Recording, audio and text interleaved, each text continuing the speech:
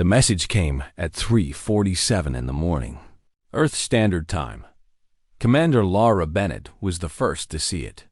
She sat alone in the intelligence center, surrounded by screens that showed data from across human space. When the first alert appeared, she thought it was a mistake.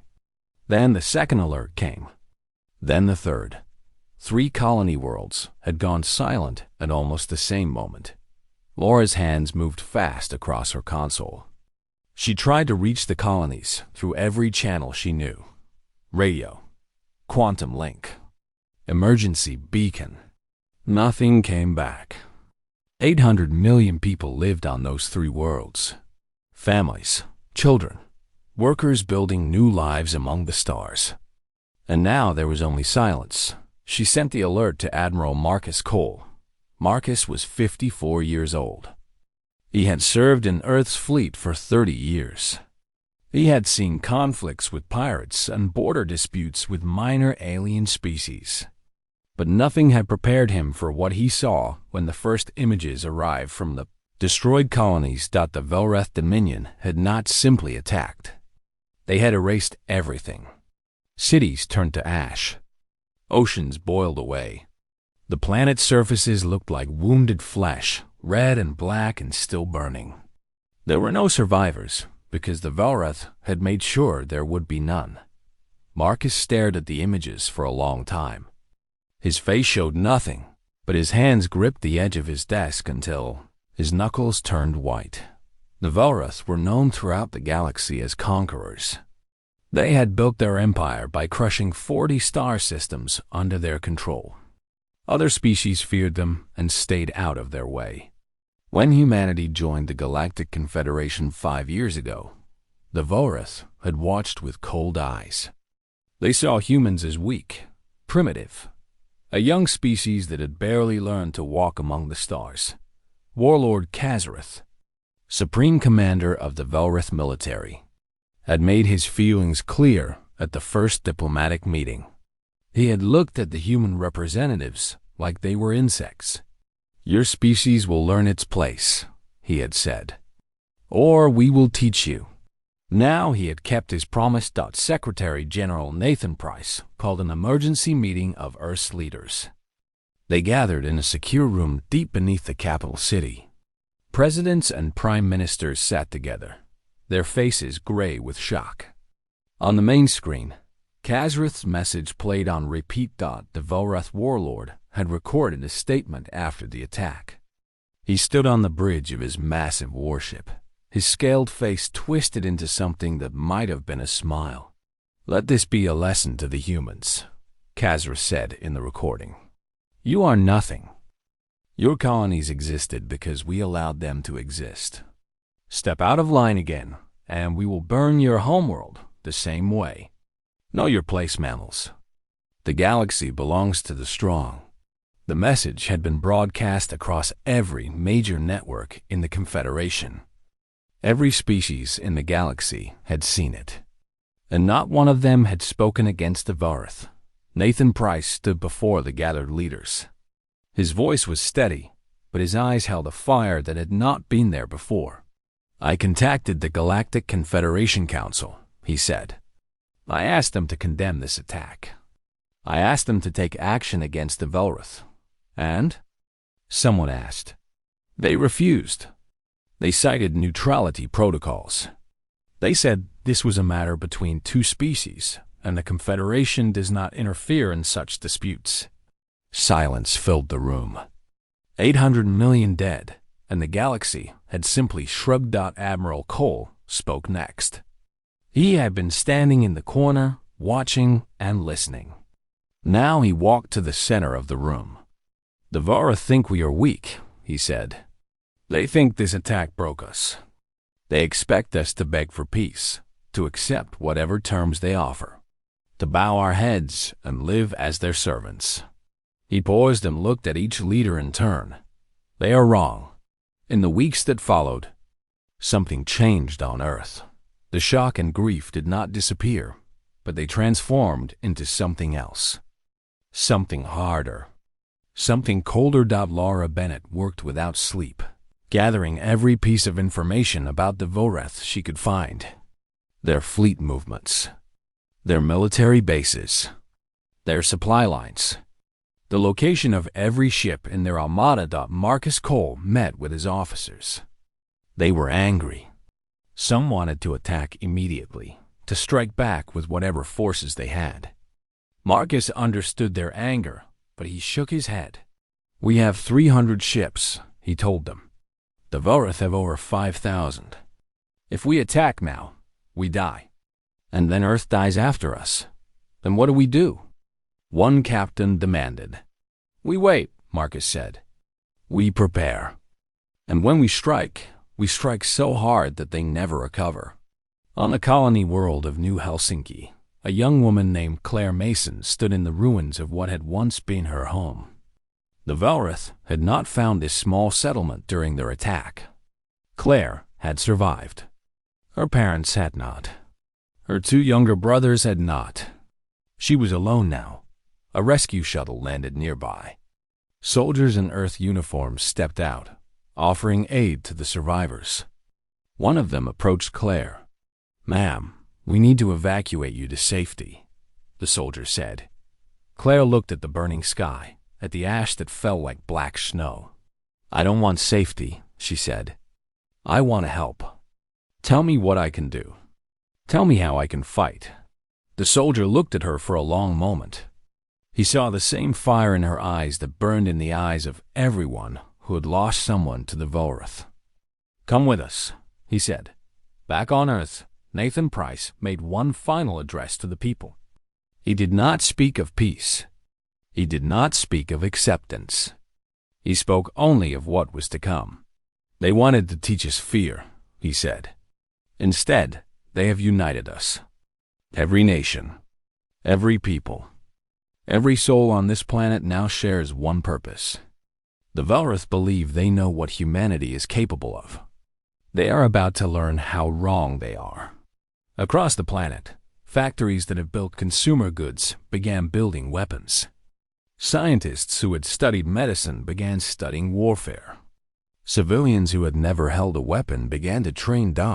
In the darkness of space, Admiral Marcus Cole looked toward Velrath territory. His fleet was small now. It would not stay small for long. "You wanted a war," he whispered to the stars. "You have one." 3 months passed, and Earth went silent. The Galactic Confederation noticed immediately. Human trade ships stopped appearing at stations. Human diplomats left their posts and returned home. Every communication channel that connected Earth to the wider galaxy went dark. It was as if humanity had simply vanished. Most species in the Confederation assumed they knew what this meant. The humans were broken. They were hiding in shame and fear, licking their wounds, trying to accept their new place in the galaxy. Some even pitied them. A young species that had dreamed too big and been crushed for it. Warlord Kazrath felt only satisfaction. "The mammals have learned their lesson," he told his officers. "They hide like frightened animals in their cave. When they emerge, they will be ready to serve us." He ordered a scout fleet to check on Earth. 3 fast ships with experienced crews. They would observe the broken humans and report back on how completely their spirit had been destroyed. The scout fleet jumped into Earth's solar system. They sent their first report, approaching human space. No signs of defensive activity. They never sent a second report. 2 weeks later, when the scouts had not returned, Kazrath sent another group. This one was larger. 5 ships, all armed. They too vanished without a trace. For the first time, Kazrath felt something that might have been concern. But he pushed it aside. Whatever the humans were doing, it could not matter. They were primitives with a handful of old ships. They were nothing. He could not have been more wrong. Deep beneath the surface of Earth, in facilities that no alien had ever seen, something extraordinary was happening. Dr. Megan Torres stood before a massive screen that showed the progress of Project Blackout. She was the lead scientist of Earth's most classified research division. For 20 years, she and her team had worked in secret, developing weapons and technologies that humanity had never revealed to the galaxy. The Confederation believed human technology was a century behind the major powers. They believed human ships were slow and poorly armed. They believed humans had nothing that could threaten a real military force. Every single belief was wrong. "Show me the fleet status," Megan said. The screen changed to show shipyards orbiting Earth, Mars, and the moons of Jupiter. Hundreds of ships floated in the construction docks. Not the small, outdated vessels the galaxy had seen. These were something new, sleek, powerful, armed with weapons that no species had ever faced on in 3 months. Humanity had built more warships than they had possessed in the previous 50 years. Every resource on Earth had been directed to this single purpose. Every factory, every worker, every mind. General Derek Shaw walked into the facility. He was a large man with a scarred face, the commander of Earth's ground forces. He had spent the past months training soldiers and preparing invasion plans. "The Marines are ready," he told Megan. 2 million troops equipped with the new armor and weapons. "We can put them on the ground within hours of the fleet securing orbit." Megan nodded. "The ships will be ready in another month. Admiral Cole wants everything perfect before we move." Derek looked at the screen showing the growing fleet. 3 months ago, the Velrath thought they had broken us. They have no idea what they created. In the shipyards above Earth, Claire Mason worked. She had volunteered the day after she arrived from the ruined colony. She was not a soldier, not an engineer, not a scientist. But she could work. She could build. She could do something. For 18 hours every day, she helped assemble the new ships. Her hands grew rough and calloused. Her body grew tired. But she never stopped. Every rivet she placed, every panel she welded, was for her parents, for her brothers, for the 800 million souls who would never come home. She was not alone. Millions of civilians had joined the war effort. Teachers, artists, shopkeepers, students. People who had never thought about war now worked side by side with soldiers and engineers. The tragedy had united humanity in a way that nothing else ever had. One night, Admiral Marcus Cole visited the shipyards. He walked among the workers, watching them build his fleet. He stopped when he saw Claire. "You are from New Helsinki," he said. It was not a question. "Yes, sir," Claire replied. "I'm sorry for what you lost." Claire looked at him with steady eyes. "Do not be sorry, Admiral. Just make sure they pay for it." Marcus studied her face. He saw no tears there, no weakness. Only the same cold fire that burned in his own heart. "They will," he promised. Far across the galaxy, the Velrath continued their normal activities. They collected tribute from conquered worlds. They crushed small rebellions. They lived as they had always lived. Certain of their power. Ambassador Yellen Thross of the Confederation was assigned to monitor the situation with humanity. She was from the Cathari species, known for their careful observation and detailed reports. She had been told to watch for signs of human recovery. Instead, she watched a species disappear from the galactic stage entirely. "This is unusual," she reported to the Confederation Council. "The humans have cut all contact. Our sensors cannot penetrate their space. We have no idea what they are doing." "They are mourning," one council member said dismissively. "Leave them alone. They will return when they are ready to accept reality." Yellen was not so sure. Something about the silence bothered her. It was too complete, too deliberate. This was not the silence of a broken species hiding in shame. This was the silence of something preparing to strike. On Earth, the final ship rolled out of the construction dock. Admiral Cole stood on the bridge of his flagship, looking at the fleet that filled the space around him. 2,000 warships, destroyers, cruisers, battleships, and carriers. all of them armed with weapons the galaxy had never seen. His officers stood behind him, waiting for orders. Marcus thought of the colonies that had burned. He thought of the 800 million lives erased in a single day. He thought of Kazrath's mocking face and his cruel words. "They wanted to teach us a lesson," Marcus said quietly. His voice was calm, but every officer felt the weight of what was coming. He turned to face his fleet commanders. "Now we teach them one." The order went out across the fleet. Engines powered up. Weapons systems came online. Navigation computers plotted courses to Velrath space.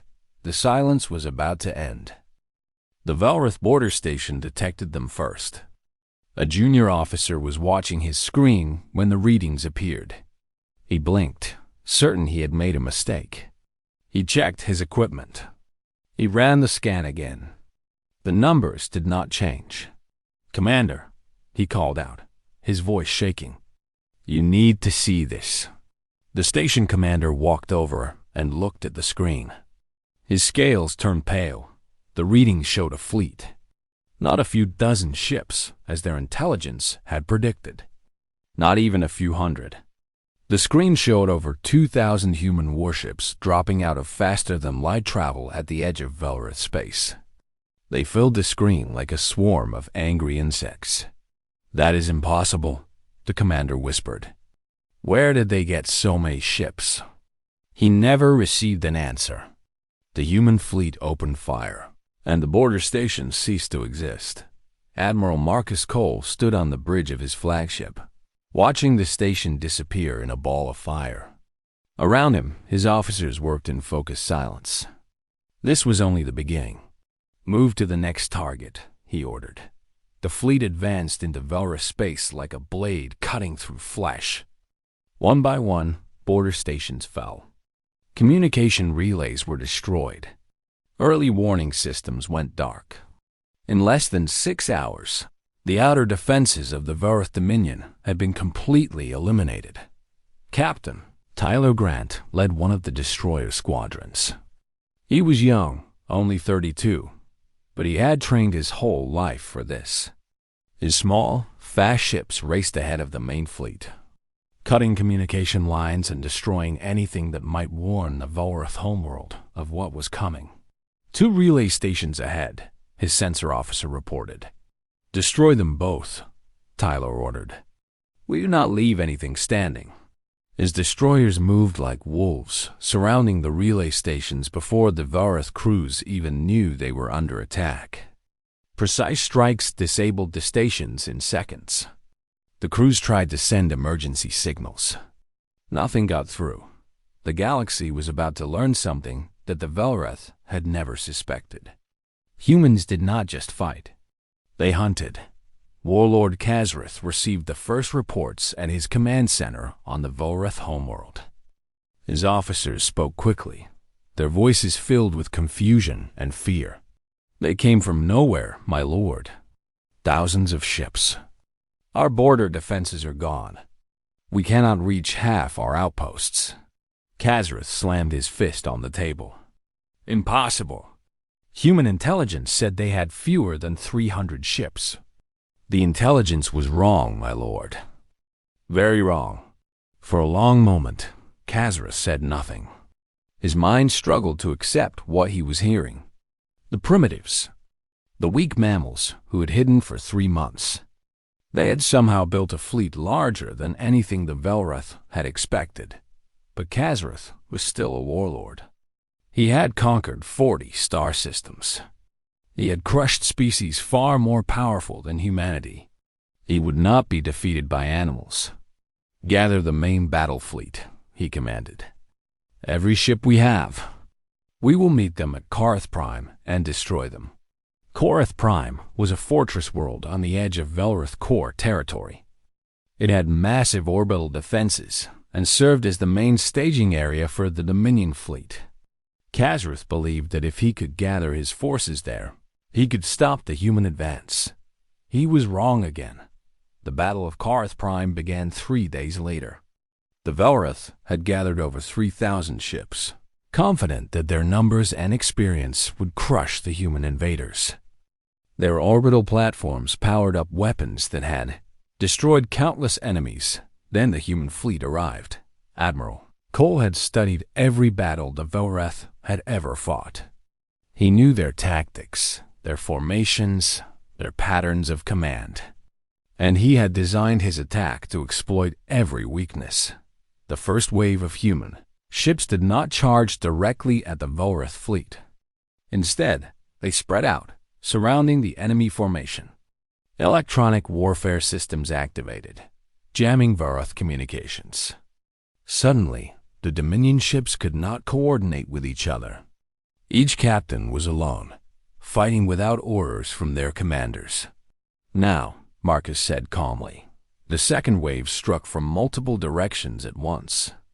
Human weapons tore through Velrath shields that had been designed to resist technology a century behind what they now faced. Ships that had once seemed invincible exploded one after another. Captain Grant's destroyers targeted the Velrath command ships. Without their leaders, the enemy fleet fell into chaos. Some ships tried to retreat. Others fought without direction, firing at shadows. The battle became a slaughter. Ambassador Yellen Thross watched from a safe distance in a Confederation observation vessel. She had been sent to monitor the conflict and report back to the Council. What she saw left her speechless. The humans did not fight like any species she had ever observed. They did not rely on brute force or superior numbers. Every move was calculated. Every attack was precise. They worked together like parts of a single mind, anticipating each other's actions without needing to communicate. And their weapons. Energy beams that cut through the strongest armor. Missiles that seemed to think for themselves, hunting down targets that tried to flee. Shield technology that absorbed attacks that should have been devastating. Where had the humans hidden all of this? In 2 hours, the Battle of Carth Prime was over. The Velrath fleet was destroyed. Over 2,000 Dominion ships had been reduced to burning wreckage. Human losses were less than 50 vessels. The survivors fled toward the homeworld, carrying tales of terror with them. Yellen composed her report with trembling hands. "We were wrong about them," she wrote. "We were all wrong. The humans are not primitives. They are not weak. They hid their true strength, and now they have shown it. I do not know if anything can stop them." On the bridge of his flagship, Admiral Cole received the battle reports. His officers celebrated around him, cheering their victory. Marcus did not join them. "Set course for the next system," he ordered. "We are not finished." As the fleet moved deeper into Velrath territory, they found something unexpected. Slave camps, prison facilities, entire species that the Velrath had conquered and kept in chains. General Derek Shaw led ground forces to liberate the first camp. The prisoners looked at the human soldiers with confusion and fear. "Who are you?" one asked. "We are humans," Derek replied. "You are free now." The word spread across the galaxy. The humans were not just fighting the Velrath. They were freeing everyone the Dominion had enslaved. Species that had lived in chains for generations suddenly had hope. And in the darkness of his command center, Warlord Kazareth realized for the first time that he might actually lose. The human fleet advanced through Velrath space like fire spreading through dry grass. Every system they entered fell within days. Fortress worlds that had stood for centuries crumbled before weapons they could not understand. Fleets that had terrorized the galaxy were torn apart by ships that moved too fast and hit too hard. And everywhere they went. The humans freed the slaves. General Derek Shaw had seen many terrible things in his military career, but nothing prepared him for what he found in the Velrath slave camps. Entire species worked to death in mines. Families separated and sold.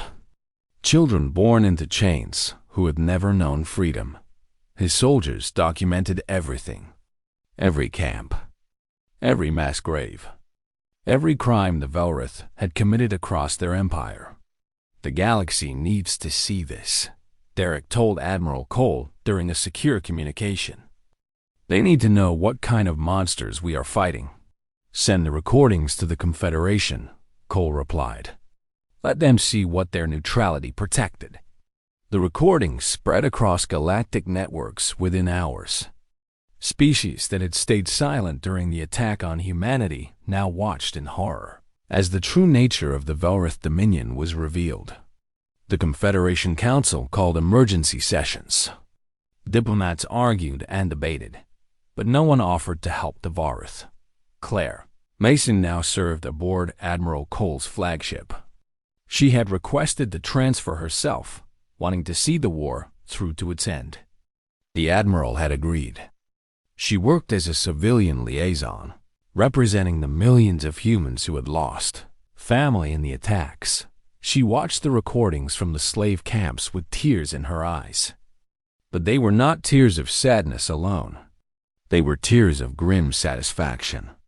Every camp the humans liberated was justice. Every slave freed was revenge. "How do you feel?" Admiral Cole asked her one evening, finding her alone on the observation deck. Claire looked out at the stars. "My family is still dead. Nothing will change that. But at least their deaths mean something now. At least we are making the Velrath pay." "We are," Cole agreed. "And we are not finished yet." The Velrath tried to negotiate. Ambassador Kazareth, a relative of the warlord, arrived at the human fleet under a flag of truce. He brought offers of peace. The Velrath would return all human prisoners. They would pay reparations. They would sign treaties promising never to attack humanity again. Admiral Cole met with him in a bare conference room. He listened to the offers in silence. When Kazareth finished speaking, Cole leaned forward. "You killed 800 million of our people," he said. His voice was quiet, but it filled the room like thunder. "You burned our colonies and laughed about it. You broadcast your victory to the entire galaxy." Kazareth swallowed nervously. "Mistakes were made. This is not a negotiation," Cole interrupted. "This is a statement of terms. You will surrender completely. Your military will be disbanded. Warlord Kazareth and every commander who ordered the attacks will stand trial for war crimes. There will be justice for the dead, and if we refuse..." Cole stood up. "Then we continue until there is nothing left to refuse with." The ambassador fled back to the homeworld with the human demands. Warlord Kazareth rejected them immediately. "I will not surrender to mammals," he roared. "We will fight to the last ship, the last soldier, the last breath." He ordered every remaining Velrath vessel to gather at the homeworld. Defense platforms were activated. Ground forces prepared for invasion. The Dominion would make its final stand, the Battle of Velrath. Prime was the largest space battle in the recorded history of the galaxy. The Velrath had gathered everything they had left. 4,000 ships defended their homeworld. Massive orbital platforms bristled with weapons. Ground-based cannons could reach ships in high orbit. It was a fortress that should have been impossible to break. Admiral Cole attacked it anyway. The battle began at dawn, local time. Human ships emerged from faster-than-light travel in a perfect formation, spreading out to surround the planet. The Velrath opened fire immediately, filling space with energy beams and missiles. Human shields held against the first barrage. Then the second. Then the third. "Return fire," Cole ordered. The human fleet unleashed weapons that tore through orbital platforms like paper. Velrath ships exploded by the dozens. But the defenders fought with desperate courage, knowing that their homeworld and their families were behind them. Captain Tyler Grant led his destroyer squadron against the largest orbital platform. It was the key to the Velrath defense network. If it fell, the entire system would collapse. "All ships, follow me," Tyler commanded. His destroyers dove toward the platform, weaving through enemy fire. They almost made it. A Velrath superweapon powered up. It was a massive cannon that the Dominion had kept hidden until now.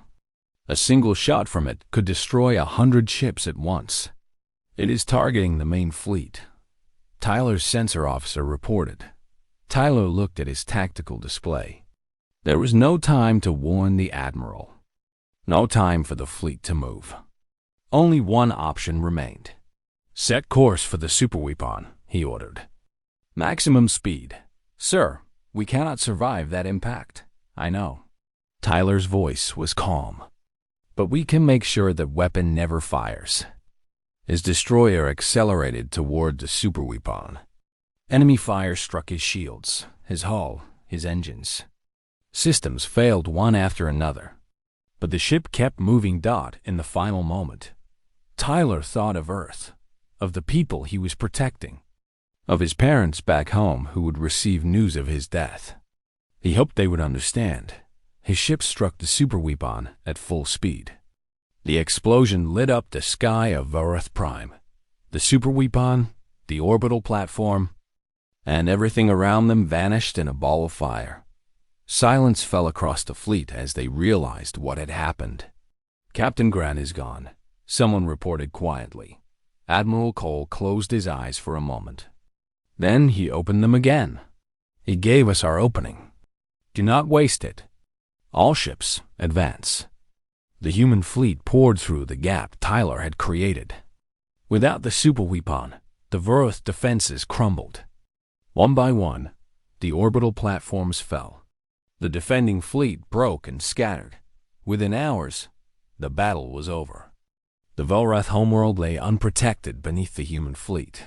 Warlord Kazrith sent one final message, broadcast to the entire galaxy. I call upon all species to stop this human aggression. They are monsters. They will destroy us all. Someone must stop them. No one answered. The galaxy watched in silence, waiting to see what humanity would do to the species that had murdered 800 million of their people. Admiral Cole looked down at the Velrath homeworld. Billions of beings lived there. Families, children, ordinary people who had no part in the decision to attack. Humanity. He thought of his orders. He thought of the dead colonies. He thought of Tyler Grant's sacrifice. Then he made his decision. The galaxy held its breath. Every species with access to communication.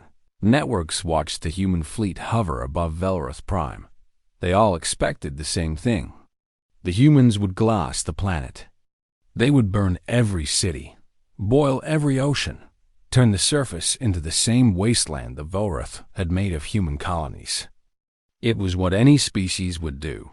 It was what the Velrath themselves had done to countless worlds. It was what galactic law permitted as justice for genocide. Admiral Marcus Cole stood on the bridge of his flagship, looking down at the world below. His weapons officers waited for orders. One word from him, and the Velrath civilization would cease to exist. He thought of the 800 million dead. He thought of Claire Mason's family. He thought of every tear shed on Earth during the long months of preparation. He thought of Tyler Grant's final sacrifice. Then he opened a channel to the planet below. People of Velrath Prime, he said. His voice was broadcast to every screen, every speaker, every communication device on the planet. This is Admiral Marcus Cole of the Human Combined Fleet. Listen carefully. On the surface, billions of Velrath looked up at screens showing the human admiral's face. Many expected a declaration of death. Parents held their children close. The old made peace with their gods. Your government attacked our colonies without warning, Cole continued. Your military killed 800 million of our people. Men, women, and children burned alive while your warlord laughed and mocked us. The Velrath listening felt a terrible weight pressing down on them. They knew their species had done these things. They knew what punishment they deserved. By the laws of this galaxy, we have every right to destroy your world. No species would condemn us. No court would call it unjust.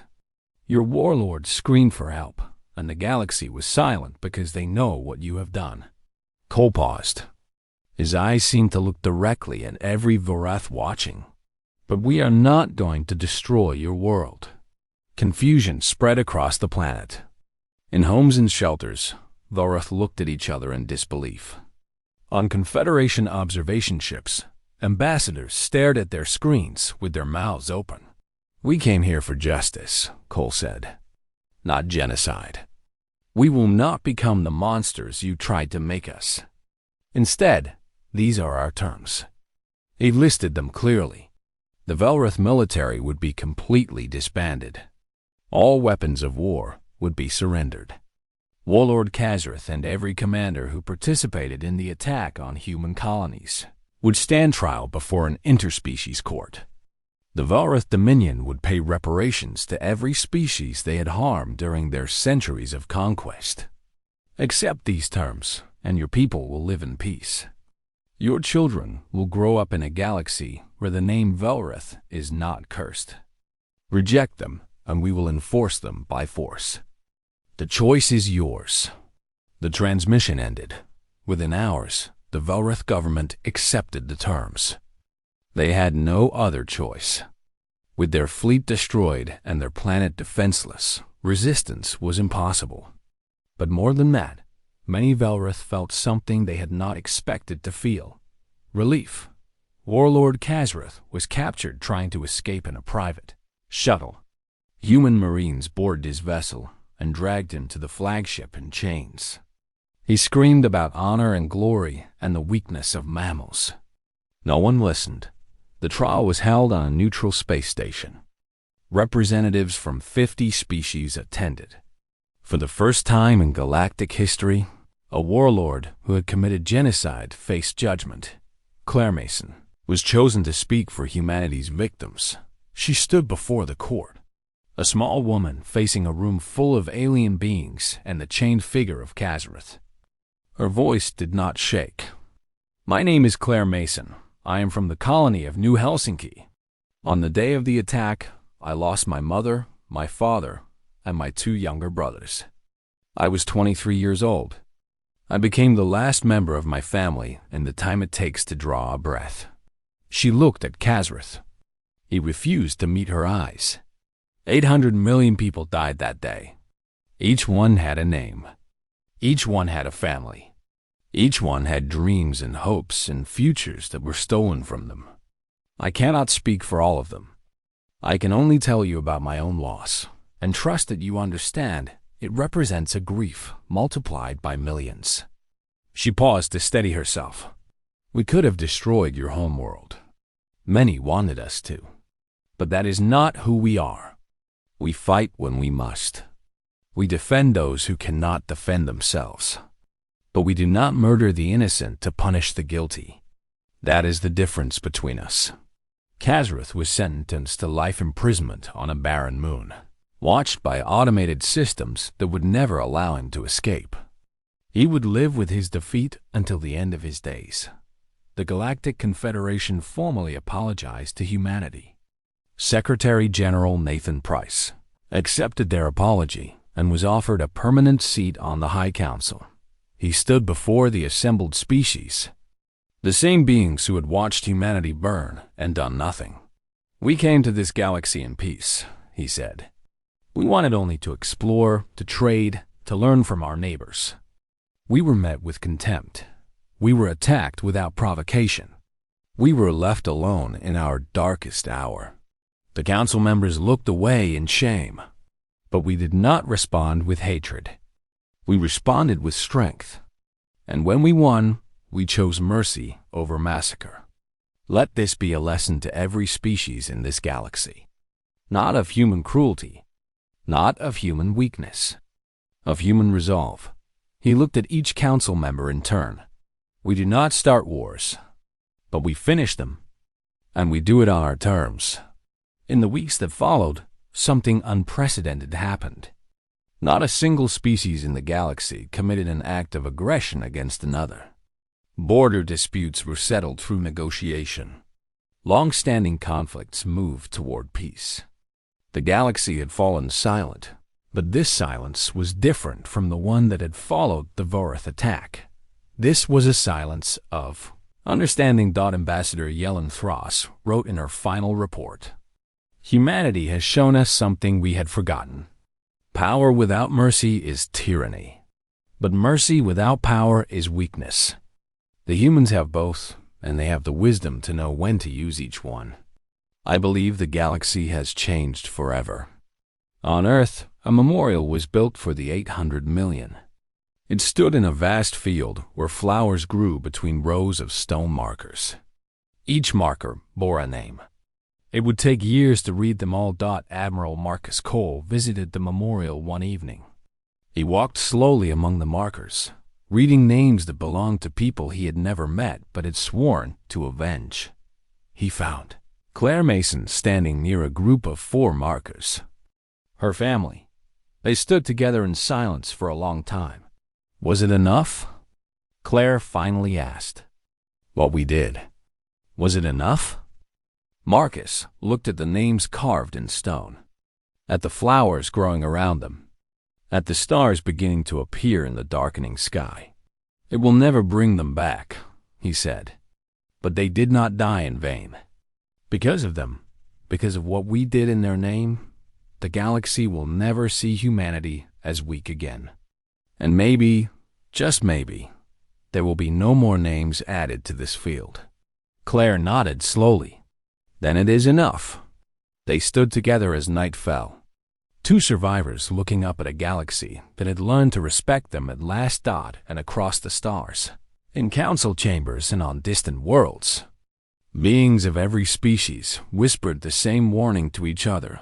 Do not anger the humans, for they do not forget. They do not forgive easily. And when they strike back, even the silence of the galaxy cannot protect you.